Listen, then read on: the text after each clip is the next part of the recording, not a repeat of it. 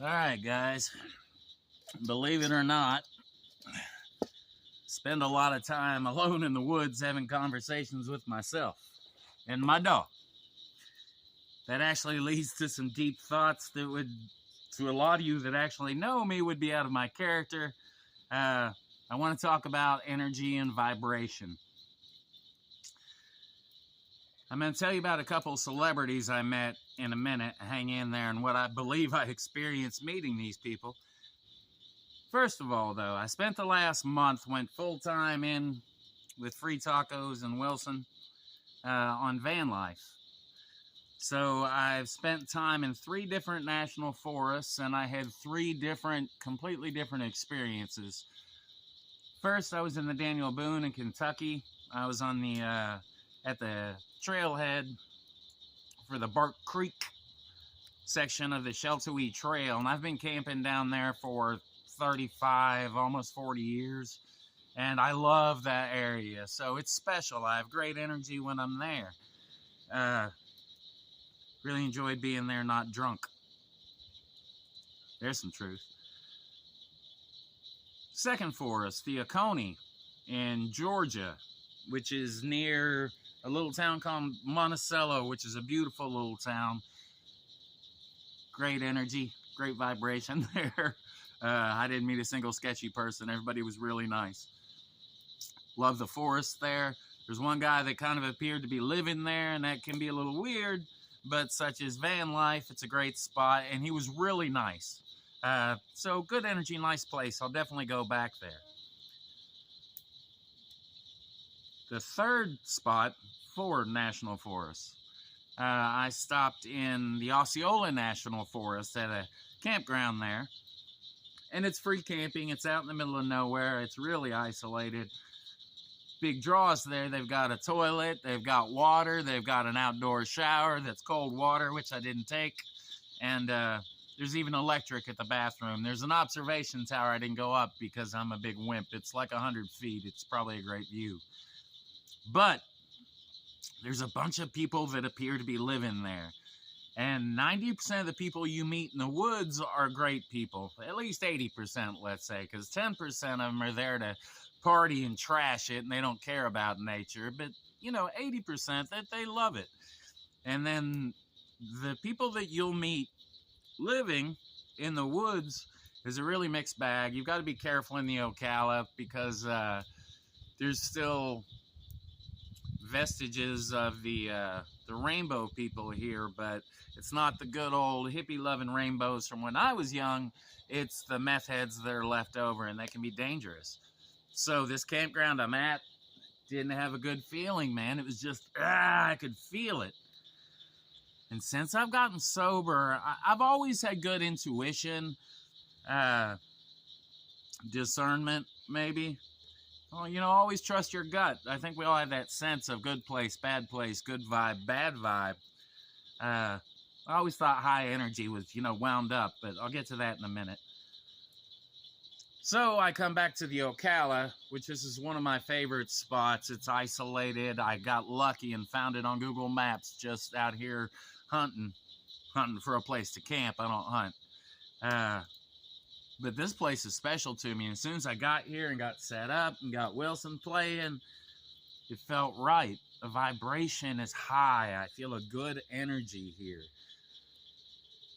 Now, that always sounded like a bunch of metaphysical hippie bullshit to me, to be honest. But once I really started opening my eyes to my senses, I went through an energy healing session with a friend of mine, Julie Donahue. God bless you. It was cool. I choose the energy to be around very carefully. The energy that I invite into my life now. It's one of the reasons I'm a hermit, that I seek solitude, because I discover so much about myself, having these conversations with myself, reading a little philosophy, listening to music, sitting by a fire in the woods. And then I go back into society, and there's good and evil in the world, folks. You can sense it. So be very careful about the vibe that you allow in your life. You will meet people that are happy and joyful and striving in their life, and you feel this good energy and vibration come from them. And then there's those that don't. All right, here's a story for you. I worked security at the Vinoy as a house detective. It was loss prevention in St. Petersburg. Big old resort, really cool place. Might be haunted. Been in the bell tower, didn't see any ghosts. But I did meet quite a few celebrities there, and some were nothing but a thing, but a couple of them, I had a weird experience. I don't tell a lot of people about this, but here we go. I walk into a room one day, and I'm changing out a lock on a door, and it's a suite, and I turn around, and there stands Nicole Kidman. I had no idea she was even on the property. They were shooting a movie there.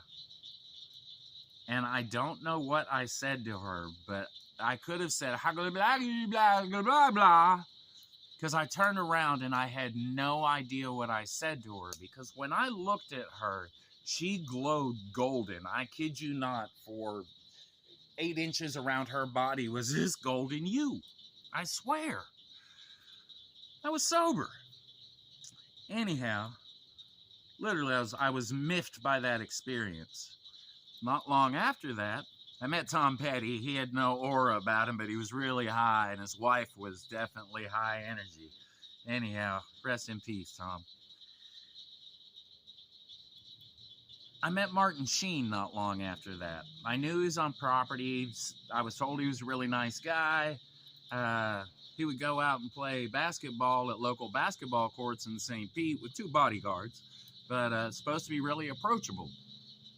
I get on the elevator, not realizing he's on it, and no, I was on it. He came walking onto it, and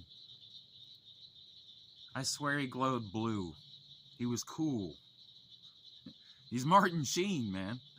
He was blue. He was cool, and I was so awestruck that I couldn't speak.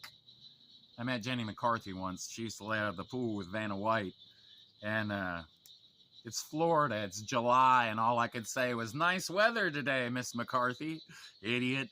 Anyhow, I couldn't speak to Martin Sheen. I was in awe somehow.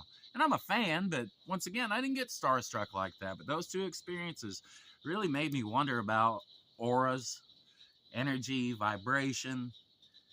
And since I sobered up, I've tried to become more open-minded. I know what closed-minded is. Trust me. And it's opened my eyes to a whole different world that I've never noticed, that's out there on another level. It's in everybody's lives. So just try and open up your eyes. Look at the people and places around you. Do they bring you joy? Do they bring you down? Are they stressful? I won't deal with people that complain about their lives all the time and won't do anything about it. I can still have love for you and not want to deal with you. Be careful about the energy you invite into your life. I've got Wilson in my life, and that's good energy. All right, guys, that was a long rant, and I know it's a little crazy. Stay tuned next time. I'll tell you about protecting Dick Clark from a drunk guy in a wheelchair. I also got to call 911 when Dick Clark was having a heart attack. I thought I was going to make history. He rushed up to the room, but he lived. Anyhow, think about the people around you, the places around you, the things around you, what you're feeding into your mind. Because it's going to affect you. It's going to affect your own energy, your own vibration, and that's going to affect how you roll through this wide, massive universe that we live in. Be a force for good for yourself and for others, guys. Cut out the negative, even if you love them. God bless you. I love you. I hope you're building a life worth living. I'll see you on the next Fireside Rant. You just stoked the fire.